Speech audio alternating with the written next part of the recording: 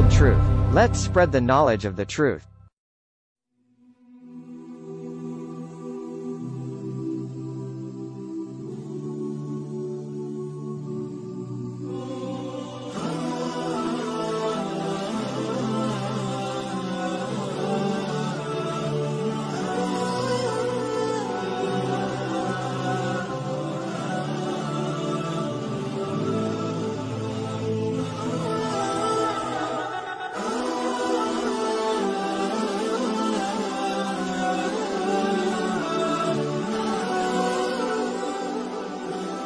Islamic world truth.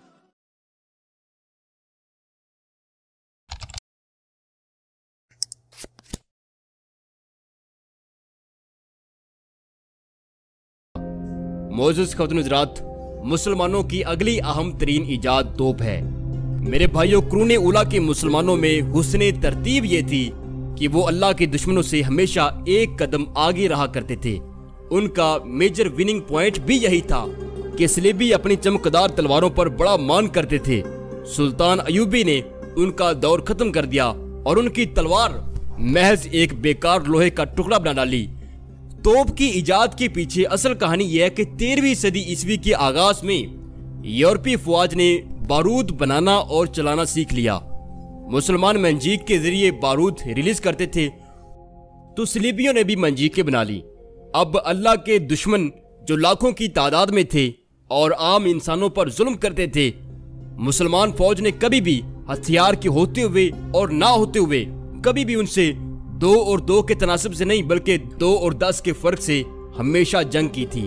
और ये सब कुछ मुसलमान की रूहानी, ईमानी, ज़हनी और इल्मी बर्तरी से ही मुमकिन होता था। यूरोपीय फौज ने बारूद बनाना और चलाना सीख लिया तो स्पेन और मिस्र में मुसलमान रिसर्चर्स ने मजीद एक कदम आगे निकलकर काम करना शुरू किया। इब्ने बेतार, हसन रमा और वो मुसलमान साइंसदान जिनके नाम तारीख महफूज नहीं रख सकी, उन अजीम मुसलमान साइंसदानों ने बारूद की थ्रस्ट और लिफ्टिंग पावर पर जो रिसर्च लिखी थी, उस पर 13वीं सदी के मुसलमानों को ख्याल आया कि जब बारूद खुद को दूसरी जगह ले जाने की ताकत रखता है तो उसके लिए मंजीक के बजाय कोई ऐसा आला इजाद किया जाए जो बेइंतहा ताकतवर हमलावर साबित हो। मंजीक अगरचे पत्थर और बारूद रिलीज करने का अच्छा जरिया थी, लेकिन उसमें एक तरफ अफरादी कुव्वत ज्यादा इस्तेमाल होती थी तो दूसरी तरफ हमलों की स्पीड बहुत सुस्त होती थी। जबकि यूरोपीय फौज बारूद को लेकर एक बार फिर बड़ी खुश फहम और तपी हुई थी। उन्होंने जैसे ही बारूद बनाना सीखा तो बहिरा रूम के साहिली इलाकों पर हमले करने शुरू कर दिए। ऐसे वक्त में गालिबन 12वीं सदी के आखिर में, जबकि इब्ने खुल्दून के मुताबिक 11वीं सदी के आखिर में मुस्लिम स्पेन में दुनिया की पहली तोप इजाद हुई। अब इसका फाइनली मौजूद कौन है उसका तारीख में नाम नहीं मिलता। अलबत्ता उस दौर की डायरियों, सफरनामों और तारीखी दस्तावेजात से साबित होता है कि जब बाज़ंतीनी फौजें मंजीक के इस्तेमाल तक पहुंची और मुसलमान हुकूमतों को थ्रेट करने लगी तो शुमाली अफ्रीका से अबू यूसुफ याकूब 1195 में और स्पेन के मुसलमान खुलफा ने सरहदी झड़पों में मंजीक के मुकाबल तोप का इस्तेमाल किया। यानी कि तारीखी दस्तावेजात मिलती हैं, बाकायदा इसका मौजूद जो है उसका नाम सामने नहीं आता। इसी तरह मशहूर मौरख विलियम ड्रेपर अपनी किताब history of intellectual development of Europe volume 11 में लिखते हैं कि मुसलमानों ने कुछ मनहूस चीजें भी इजाद की, मसलन बारूद और तोप। वो जो तोप इस्तेमाल करते थे, यानी मुसलमान जो तोप इस्तेमाल करते थे, वो कूटे हुए लोहे की बनी हुई मालूम होती थी। लेकिन कंपास की इजाद के बाद उन्होंने इन बुरी इजादात की शायद तलाफी कर दी थी। नाज़रीन, अगरचे तोप अरबों ने इजाद की, लेकिन तोप से सही मानों में इश्क उस्मानी तुर्कों ने किया है। उन्होंने बारूद की लिफ्ट और थ्रस्ट पावर को बखूबी समझा और 400 किलोग्राम के गोले 2.5 से 3 किलोमीटर दूर फेंकने वाली तोपें इजाद की, जो इस्लामी सरहदों की तरफ बढ़ते बहरी बेड़ों को चीर फाड़ डालती और ईसाई जर्नैल दवाइयां देते पतली गली भाग खड़े होते। मोअज़्ज़ज़ ख़वातीन हज़रात, अजीम साइंसदान इंजीनियर मोहम्मद मुसलहुद्दीन ने सुल्तान मोहम्मद फातेह के लिए एक हैरत अंगेज तोप बनाई जो 20 फीट लंबी और 18 टन वजनी थी। ये वही तारीखी तोप थी जिसे कुस्तुनतुनिया के मुहासरे में सुल्तान ने इस्तेमाल किया था और ईसाई मुंह के बल आन गिरे थे। जबकि मुगलिया दौर में मीर फतेहुल्लाह शिराजी वो अजीम मुसलमान इंजीनियर और साइंटिस्ट हैं जिन्होंने तोप से भी स्मार्ट इन्वेंशन बंदूक इजाद की। मीर फतेहुल्लाह शिराजी की इजाद करदा बंदूक एक राउंड में 13 तीर इंसानी ताकत से कहीं ज्यादा पावरफुल होकर बर्स्ट करती थी, जबकि तुर्कियों ने एक ऐसी बंदूक इजाद की जिसकी लोहे की गोली टमाटर के साइज की होती थी। मोअज़्ज़ज़ ख़वातीन हज़रात, कुरून उला के मुसलमान की शान ये थी कि वो मैदान जंग और उसको जीतने के सब इल्मी ज़ावियों को बखूबी जानते थे। अल्लाह के दुश्मन पर हावी होने के लिए उन्होंने सिर्फ जिस्मानी ही नहीं बल्कि ज़हनी रास्ता भी इख्तियार किया। हजरत अमीर मुआविया रज़ी अल्लाह तआला अन्हु के दौर में रूमियों के बहरी बेड़े का खौफ पूरी दुनिया पर तारी था। वो वाहिद दुनिया की बहरी कुव्वत थे, लेकिन कमाल ये हुआ कि हजरत अमीर मुआविया ने बाकायदा बहरी फौज का आगाज किया। उनके दौर में जैसे तैसे रूमियों का बहरी बेड़ा तबाह तो कर दिया गया, लेकिन बाद में मुसलमानों ने जितना बड़ी फौज के लिए काम किया साइंटिफिक तौर पर, उससे कहीं ज्यादा बहरी फौज के लिए भी काम किया। अगरचे हजरत उमर फारूक रज़ी अल्लाह तआला अन्हु के दौर में मुसलमानों ने बहरी कुव्वत ना होते हुए भी कब्रस और रहूडेस आइसलैंड तक रिसाई हासिल कर ली थी, यानी फतुहात कर ली थी, लेकिन ये फतुहात किसी भी तौर पर एक पेशा वराना मिलिट्री एक्शन का हिस्सा नहीं थी। मुसलमान फौज ने सिर्फ जज्बा ईमानी के तहत कश्तियों पर समंदरी तूफानों से लड़ते और भूख प्यास से शहादत हासिल करते हुए ये जजायर हासिल किए थे। उनके पास बहरी जंग का साजो सामान और बहरी तरीका जंग का इल्म नहीं था, लेकिन बाद में मुसलमान 9वीं सदी ईस्वी तक समंदरों पर हुकूमत करने वाली दुनिया की वाहिद सुपर पावर बन चुके थे। उन्होंने मिस्र और शाम में बहरी जहाजों के बड़े बड़े कारखाने लगाए और उस वक्त के हिसाब से दुनिया के एडवांस तरीन तजारती और जंगी जहाज बनाए, जो खराब मौसम और खतरनाक समुद्री लहरों से लड़ने की जबरदस्त ताकत रखते थे, जबकि तेज रफ्तारी में भी उनका कोई सानी नहीं था। सुल्तान सलाहुद्दीन अयूबी ने ऐसे बहरी बेड़े तैयार करवाए जिनमें कील के बजाय लॉक होते थे, जिनको अनलॉक करके पूरे जहाज को बैलगाड़ियों पर लादा जा सकता था। मोअज़्ज़ज़ ख़वातीन हज़रात, 13वीं सदी में तुर्कियों ने बहरी बेड़ों पर तोप और बारूदी असला निस्ब किया, जबकि अजीम मुसलमान साइंसदान अबू यूसुफ याकूब अल-किंदी ने फौजी पैगामात को सीक्रेट रखने के लिए क्रिप्टोग्रामिक लैंग्वेज इजाद की, जिसके बगैर आज पूरी दुनिया की सिक्योरिटी एजेंसीज स्पेस और इंटरनेट टेक्नोलॉजी का वजूद पाना नामुमकिन है। मोअज़्ज़ज़ ख़वातीन हज़रात, अजीम मुसलमान साइंसदान अल बिरूनी ने मुस्लिम फौज के लिए गोताखोरी का सामान भी इजाद किया। अगर मेरे पास कोई एनिमेटर होता तो मैं आपको स्क्रीन पर दिखलाता कि वो पहला गोताखोरी का सूट कैसे काम करता था। बहरकैफ आप मेरे लफ्जों से ही समझने की कोशिश कीजिए। नाज़रीन, अल बिरूनी ने जो गोताखोरी का लिबास इजाद किया था उसमें एक छोटा सा चमड़े का टैंक होता था जिसे गोताखोर सीने से बांधता। उस टैंक से एक नलकी निकलती थी जो सतह आब पर तैरती एक हांडी या प्लेट से अटैच होती थी, और उस प्लेट के साथ गुब्बारे या कुछ इस तरह की मटेरियल बंधा होता था कि वो प्लेट या हांडी जो थी वो पानी में डूबती नहीं थी। दूसरी तरफ वो टैंक जो गोताखोर के सीने से बंधा होता था उसमें एक चर्मी गेयर होता था जिसे घुमाने पर गोताखोर को ताज़ा हवा सतह आब से नीचे समंदर में या दरिया में जहां वो मौजूद होता वहां मिलती थी।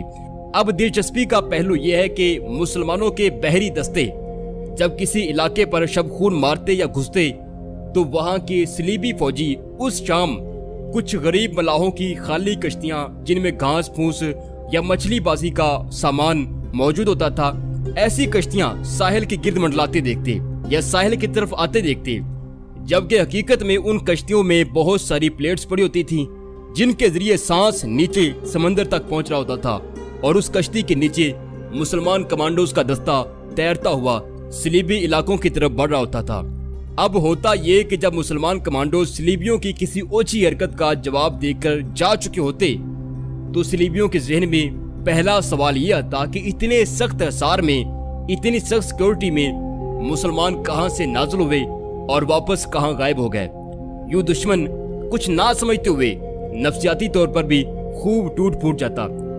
यूं मुअज़्ज़ज़ ख़वातीन हज़रात, कुरून उला के मुसलमानों ने रूहानी, जिस्मानी, ज़हनी और इल्मी बर्तरी का जो इशारा कुरान मुक़द्दस की इस आयत से लिया था और उससे जिस तरह का मिलिट्री सेटअप तरतीब दिया, उसके बगैर आज दुनिया के किसी भी मुल्क का निजाम नहीं चल सकता। मुसलमान जब तक ईमानी और इल्मी फहम में बासलाहियत रहे, अल्लाह के दुश्मनों पर लर्जा तारी रहा। जैसे ही इन्होंने तलवारें यानी दुनिया की हर शोबे में रिसर्च को छोड़कर सिर्फ मुसल्ले खरीद लिए और अपनी अपनी जन्नत सीधी करने लगे, तो उम्मत की बेटियां सरे बाजार जलील हुई, मस्जिदें गिरा दी गई, कुरान जलाए गए। इसराइल जिसकी तरफ अगर मुसलमान मुत्तहिद होकर थूक भी दें तो वो शायद उसमें डूब जाए। आज पूरी मुस्लिम दुनिया उसके सामने घुटने टेक चुकी है।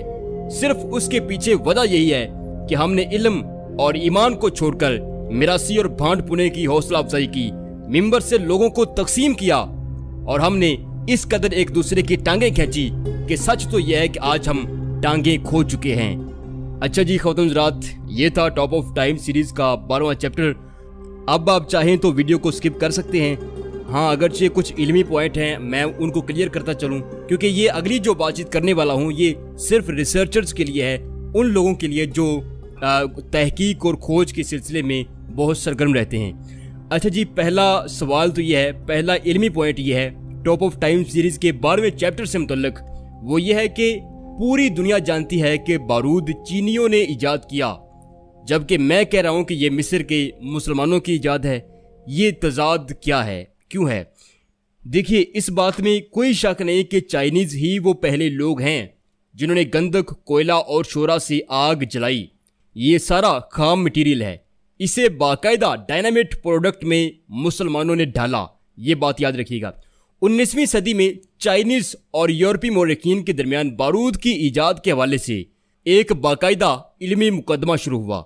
मुसलमानों की हमायत में यूरोप के मुस्तनद तरीन मोरख विल्ड्रॉन्ट अपनी किताब द एज ऑफ फेथ के जरिए, William Draper conflict between religion and science के जरिए, रॉबर्ट ब्रिफाल्ट अपनी किताब मेकिंग ऑफ ह्यूमैनिटी के जरिए मुसलमानों की साइंसी तारीख को दफन होने से बचाने के लिए निकले। ये हमारे मोहसिन हैं। इन लोगों ने यूरोप की यूनिवर्सिटीज़ में पढ़ी मुसलमानों की कदीम किताबों की हवाला जात दिए।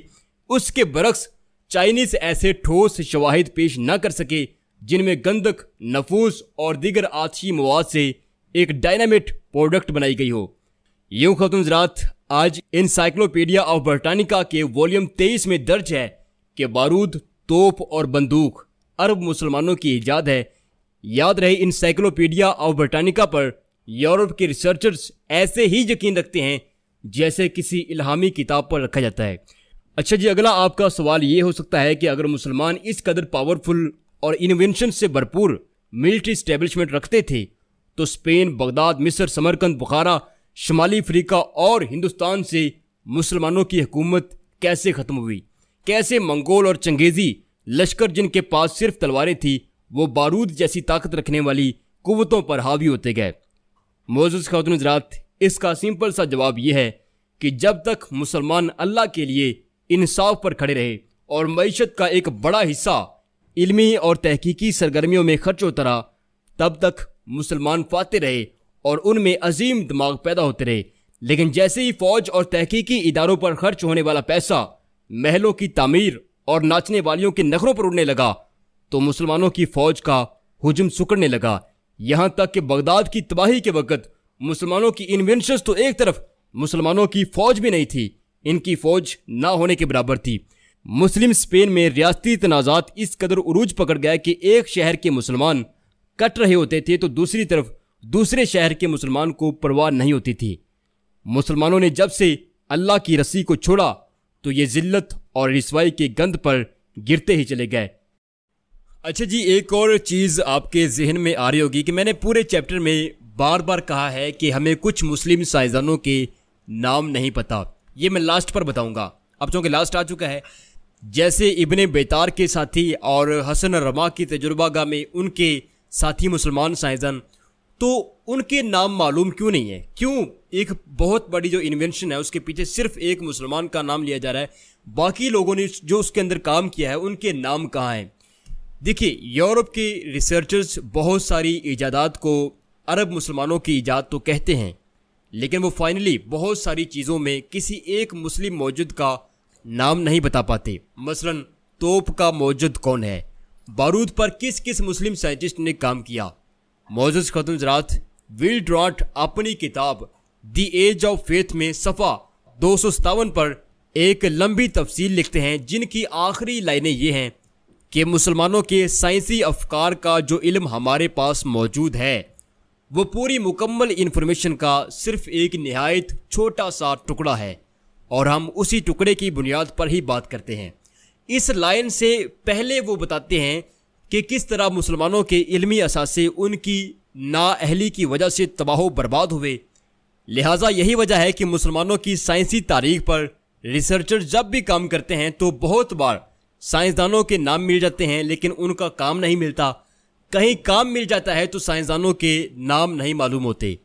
अल्लाह ने मुसलमानों की तारीख को मिटाया ही इस तरह है कि अब इन पर बात करना भी एक काम है। मोअज़्ज़ज़ ख़वातीन हज़रात, ये था टॉप ऑफ टाइम सीरीज़ का 12वां चैप्टर। आपका अगर कोई भी सवाल है तो वो मुझे नीचे कमेंट्स में कीजिए। मैं इंशाल्लाह कोशिश करूँगा कि अगली वीडियो में उस पर बात करूँ। तो अपना बहुत सारा ख्याल रखिएगा। अल्लाह हाफिज़।